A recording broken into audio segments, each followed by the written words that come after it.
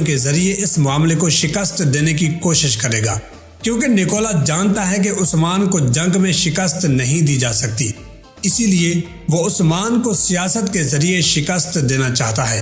اس کے علاوہ ایک اور تاریخی صورتحال بھی کورلش عثمان میں ترک قبائل کے اتحاد کی دیکھنے کو ملے گی، کیونکہ تاریخی اعتبار سے غازی عثمان نکولا کے خلاف بڑی یعنی فیصلہ کن جنگ کا آغاز اس وقت تک نہیں کر پائیں گے جب تک کہ وہ ترک قبائل کی حمایت حاصل نہیں کر لیتے۔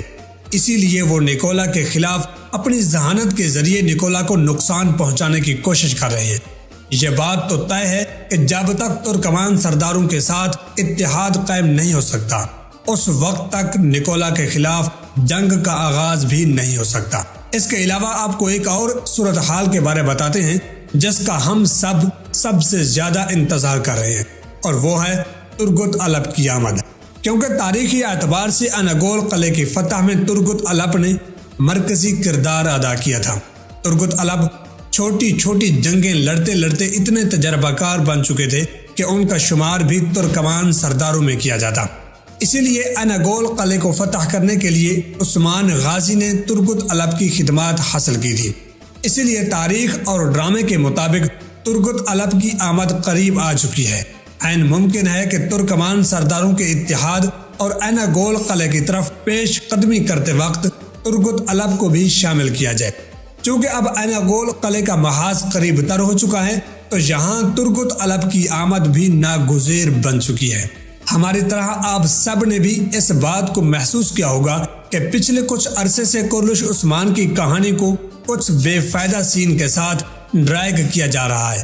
پروڈکشن کی زبان میں ڈرائگ کا مطلب ہوتا ہے کسی کہانی یا واقعے کو لٹکانا یا پھر اسے دکھانے میں تاخیر کرنا۔ کورلش عثمان کی کہانی کو ڈرائگ کرنے کے پیچھے بھی صرف ایک ہی وجہ ہے، اور وہ ہے ترگت الپ۔ ان کی تاخیر کی وجہ سے بزداغ کو کورلش عثمان کی کہانی میں کچھ تبدیلیاں کرنا پڑ گئی، لیکن اب چونکہ انگول قلعے کو فتح کرنے کا وقت آ چکا ہے تو کورلش ٹیم کی طرف سے بھی ترگت الپ کے حوالے سے بڑا فیصلہ ہونے کو ہے۔ آخر میں ایک بات آپ کو بتاتے چلیں کہ انگول قلعہ کورلش عثمان کی کہانی اور عثمان غازی کی تاریخ کا ایک اہم ترین حصہ ہونے کے ساتھ ساتھ عثمانی سلطنت کی بنیاد رکھنے والی فتوحات میں سے بھی ایک اہم ترین واقعہ شمار کیا جاتا ہے۔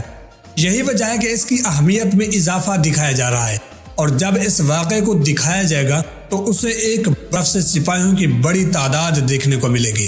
ان کا کوئی شک و شبہ نہیں رہ جاتا کہ خلافت عثمانیہ کے بڑے محاذوں میں سے سب سے زیادہ اہمیت انگول قلعے کی ہے، جس کی وجہ ترگت الپ ہے۔